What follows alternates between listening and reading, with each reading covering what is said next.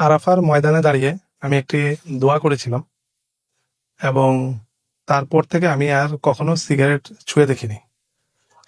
তো আমার এই গল্পের পিছনেরটা বলছি এখন আপনাদের। আমি 1988 সালে ক্লাস 9-এ পড়ি। তখন আমার এক বন্ধুর মাধ্যমে সিগারেট সিগারেটের হাতে খড়ি সে আমাকে ফ্রি অফার করে। আমি খুব ভয়ে ভয়ে তখন একটা টান দিলাম এবং কাশলাম। এটা থেকে আমার শুরু। তখন গুণা করে বুঝতে পারিনি যে এটা যে আমি কত বড় একটা খারাপ অভ্যাসের দিকে ঢুকলাম, বা খারাপ একটা অভ্যাস আমার ভিতরে চলে আসলো।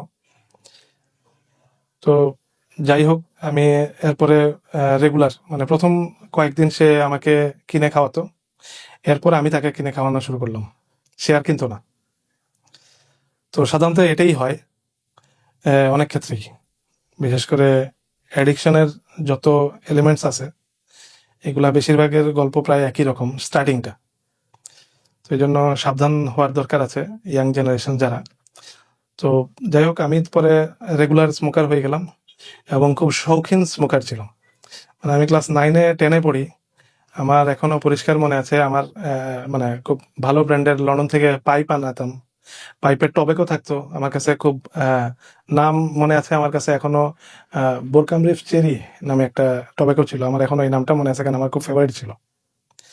তো ওইটা আমি টানতাম এবং খুব স্মেলি, খুব ভালো স্মেল হতো আগে।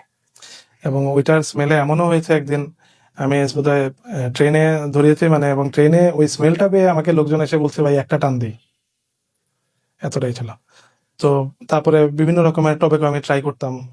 আহ, শুধু কিন্তু সিগারেটের মধ্যেই ছিলাম, এর থেকে মানে উপরের লেভেলে আর কখনো যাইনি। আলহামদুলিল্লাহ, আল্লাহ রক্ষা করেছেন। তো খুব শৌখিনতা ছিল, এবং আমি খুব এনজয় করতাম তখন এটা।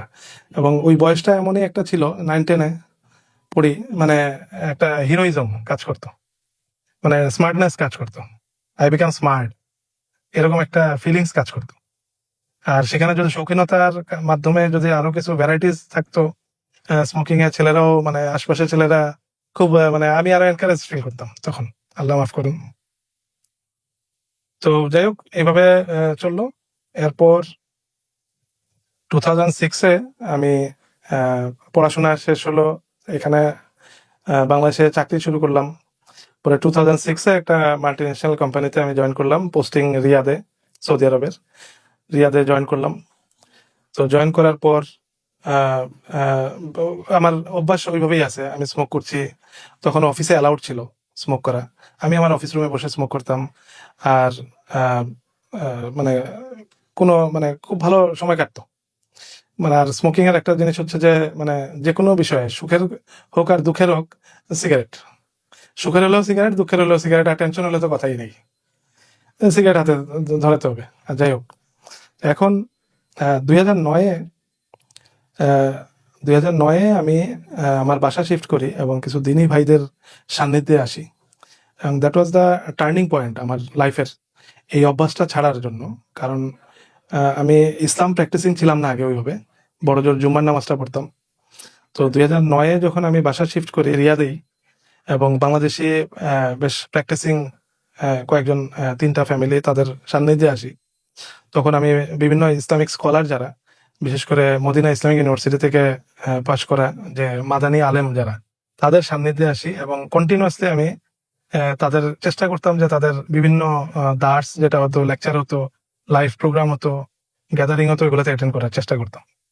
এবং ওখানে গিয়ে আমি একদিন কোনো একটা লেকচারে, কোনো একজন শায়ক, মাদানী একজন শায়কের লেকচারে আমি গিয়ে জানতে পারি যে স্মোকিং ইজ নট মাকরু, ইট ইজ হারাম, কমপ্লিটলি হারাম। এটা আমার ধারণাই ছিল না আসলে। আমি জানতাম আসলে সিগারেট মাকরু, অ্যাজ ইউজুয়াল বাংলাদেশে ম্যাক্সিমাম লোকই বোধহয় তাই জানে।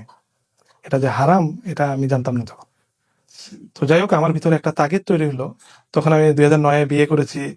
তো 2012-তে আমার ফার্স্ট বেবি হয়, এবং আমার মনে মনে একটা নিয়ত ছিল যে আমার সন্তান যাতে আমাকে কখনো স্মোকার হিসেবে না দেখে, এটা আমার মনে মনে একটা তাগিদ ছিল। তো আমি ছাড়ার অনেক চেষ্টা করি, কিন্তু কোনোভাবেই আমি ছাড়তে পারি না। মানে এই সিগারেট নিয়ে আমি অনেক লজ্জার মধ্যেও পড়ে যাই। 2012-তে আমি আলহামদুলিল্লাহ দাড়ি রেখে দিই, কিন্তু দাড়ি রাখার পরেও আমি স্মোকিং ছাড়তে পারিনি, এবং it was very shameful for me. এবং অনেক জায়গায় আমাকে বেশ লজ্জার মধ্যে পড়তে হয়েছে। একদিন রিয়াদ এয়ারপোর্টে আমি বোধহয় কোনো একটা ডোমেস্টিক ফ্লাইটে নামার পরে ফ্লাইট থেকে নেমেই আমি লাইটার খোঁজা শুরু করলাম। এক সৌদিকে জিজ্ঞেস করলাম ওই কার পার্কিংয়ে, যে সৌদি আমাকে জাস্ট একটা কথা বললো যে আমি তোমার মতো এত পাগল না যে ফ্লাইট থেকে নেমার সাথে সাথে আমার সিগারেট ধরাইতে হবে। এবং আমি এখনো, আমার আজও মনে পড়ে, আল্লাহ সেই সৌদিকে ভালো করুক, মানে সে আমাকে ওই ধাক্কাটা দেওয়াতে আমার খুব উপকার হয়েছে। সিগারেট ছাড়ার তাগিদটা আমার ভিতরে বেড়ে গেছে, কিন্তু যদিও তখন বুঝি নাই, ওই মুহূর্তে বুঝি নাই, আজকে বুঝতে পারছি। তো যাই হোক, ওই এরকম আরো বেশ কয়েকটা ঘটনা আছে। আমি এমনকি ইভেন আমি বিমানে, আমি ফ্লাইটে আমার কোন একটা মাধ্যমে, আমার রিলেটিভের মাধ্যমে আমি বিমানে ট্রাভেল করতাম, এবং আমি ককপিটে বসতাম ফ্লাইট ছাড়ার পরে শুধুমাত্র স্মোকিং করার জন্য। যদিও ফ্লাইটে কিন্তু স্মোকিং প্রোহিবিটেড, বাট ওই সময়টায়, আমি এখনকার যাই নাকি, কিন্তু ওই সময়টায় কিছু কিছু ক্যাপ্টেন আছে তারা ককপিটে স্মোকিং করতেন। তো আমি ওই ককপিটে বসে স্মোকিং করতাম তখন তাদের সাথে। তো আমার রিলেটিভ বিমানের ক্যাপ্টেন ছিলেন। তো উনি, আমি যখন ট্রাভেল করবো তার আগে ওনাকে মেসেজ দিলে ওনার শিডিউলটা ওইভাবে করতেন যাতে আমার ফ্লাইটটা আমি ওই দিনে যাতে একসাথে যেতে পারি। এবং আমি তখন ওই স্মোকিং এর জন্যই উঠতাম ওই ফ্লাইটে, অ্যাকচুয়ালি ককপিটে। যাই হোক, তো এরকম ক্রেজিনেস ছিল। তো এটা ছাড়ার তাগিদ যখন অনুভব করা শুরু করলাম, তখন আমি অনেকবার চেষ্টা করলাম, ছেড়েও দিলাম, কখনো কখনো 3 দিন 5 দিন ছেড়ে দিছে, আবার ধরে দিছে, কোনোভাবেই পারি না ছাড়তে। তো এর মধ্যে একবার গ্রিসের অ্যাথেন্সে আমাদের একটা অফিসিয়াল ট্রিপে, তখন একটা রেস্টুরেন্টে, আমরা বেশ বড় একটা টিম ছিলাম। তো ওখানে একটা রেস্টুরেন্টে সবাই খাওয়া দাওয়া, লাঞ্চ বোধহয় করলাম, হ্যাঁ লাঞ্চের সময়। তো স্বাভাবিকভাবে ওরা যেটা অভ্যস্ত যে ড্রিঙ্ক করছে, অ্যালকোহল নিচ্ছে। তো আমি কখনো খাইনি, কখনো খাই না। তো কিন্তু আমার কাছে এটা গন্ধটাই খুব বিরক্ত লাগে। তো আমি যেটা করেছি, ওই রেস্টুরেন্ট থেকে বের হয়ে বাইরে এসে আমি একটা সিগারেট ধরেছি। কিন্তু সিগারেটটা স্মোকিং করার সময় আমার মাথায় আসলো, অ্যালকোহল ইজ হারাম। আমি I know that, everybody know about it, alcohol is হারাম। But what about cigarette? আমি তো সিগারেট খাচ্ছি, এটাও তো হারাম। তো পার্থক্য কি রইলো? আমি তো তাদেরকে মানে অনেকটা মানে হেট করে, ঘৃণা করে আমি বেরিয়ে চলে আসলাম যে এরা এই অ্যালকোহলের গন্ধ নিতে পারি না, কিন্তু আমি তো স্মোক করছি। এই রিয়েলাইজেশনটা আমার ভিতরে খুব কাজ করা শুরু করলো আস্তে আস্তে, এবং নিজেকে খুব গিল্টি ফিলিংস হওয়া শুরু করলো। ছাড়ার খুব চেষ্টা চললো বিভিন্ন সময়, কিন্তু কোনোভাবেই ছাড়তে পারি না। এরপর ডেনমার্কের একটা ঘটনা বলি। আমার ছোট বোন, তো ও আমাকে শহর দেখানোর জন্য কোপেনহেগেনে ঘুরছে। তো একটা জায়গায় আমার হঠাৎ স্মোকিং করতে ইচ্ছা করলো, আমার বোনকে দাঁড় করিয়ে রেখে আমি, বেঞ্চ ছিল, ওই বেঞ্চে গিয়ে বসে স্মোক করছি। তখন তাকিয়ে দেখি ওই বেঞ্চের সামনের যে দোকান, ওইটা হচ্ছে মানে অ্যালকোহলের দোকান, মদের দোকান। তো ওখানে মাতাল বেঞ্চে শুয়ে আছে 1-2 জন, আরেকজন মাতাল সে ঢলতে ঢলতে আমার সামনে এসে মানে প্রায় বমি টমি করে দেবে এরকম একটা ভাব। তো আমি খুব ঘৃণা করে তার দিকে তাকালাম, ঘৃণা করে। কিন্তু পরবর্তী আমি চিন্তা করলাম, দ্যাট ইজ হারাম, দিস ইজ হারাম অ্যাজ ওয়েল। আমি তো স্মোক করছি, এটাও তো হারাম। তো এরকম কিছু ঘটনা আমার ভিতরে খুব বেশি প্রেশার ক্রিয়েট করলো। এটা ছাড়ার চেষ্টা করতে থাকলাম, কিন্তু কোনোভাবেই ছাড়তে পারিনি। 2013-এ আমি আহ, আমার হজের জন্য, হজে আমি রেজিস্ট্রেশন করলাম রিয়াদ থেকেই। তো যখন রওনা দিব, তো আমাদের নর্মালি 1 উইকের মধ্যে কমপ্লিট হয়ে যায়, আমরা ব্যাক করে চলে আসি সাধারণত। তো আমি যখন হজের দিন রওনা দিব, আমার এখনো মনে আছে, এরাম পড়া অবস্থায় বাসায় রওনা দেওয়ার আগে আমি 2টা সিগারেট একসাথে খেয়েছিলাম, কারণ আমি জানি না হজে গিয়ে একটা সুযোগ পাবো কিনা। এই জন্য 2টা একসাথে পরপর টেনে তারপরে মুখ টুক ধুয়ে অজু করে রওনা দিলাম হজে।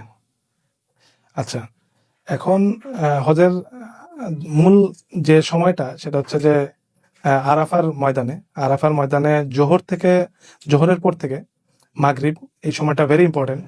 স্পেশালি আপনার আসর থেকে মাগরিব পর্যন্ত, কারণ এই সময় দোয়া কবুলের একটা অথেন্টিক রেফারেন্সে যেটা আসে, দোয়া কবুলের একটা উত্তম সময়। আল্লাহ তখন প্রথম আসমানে নেমে আসেন, এবং আল্লাহ চান যে তোমরা আমার কাছে দোয়া করো, আমি দেওয়ার জন্য রেডি, আমি তোমাদের দিব, তোমরা দোয়া করো আমার কাছে। তো আমার তখন মাথায় ক্লিক করলো ওই আসরের সময়টাই, কারণ আসরের সময় তো আমরা তো কসর করে নেই, জোহরের সময়, জোহর আসর একসাথে।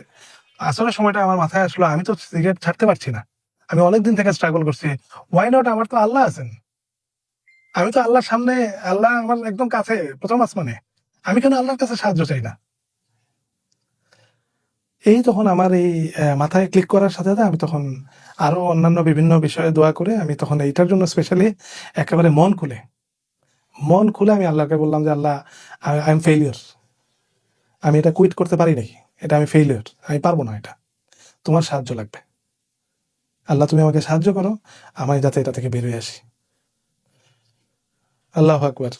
মানে ওই দিনের পর থেকে আজ পর্যন্ত, আজকে সেটা 2013 কথা, আজকে 2026, আমি আজ পর্যন্ত কখনো সিগারেট ধরিনি আর, সেই আরাফার ওই ময়দানের পর থেকে আজ পর্যন্ত আমি আর কখনো সিগারেট ধরি নাই। নট অনলি দ্যাট, আমি মানে সিগারেটের গন্ধ সহ্য করতে পারি না।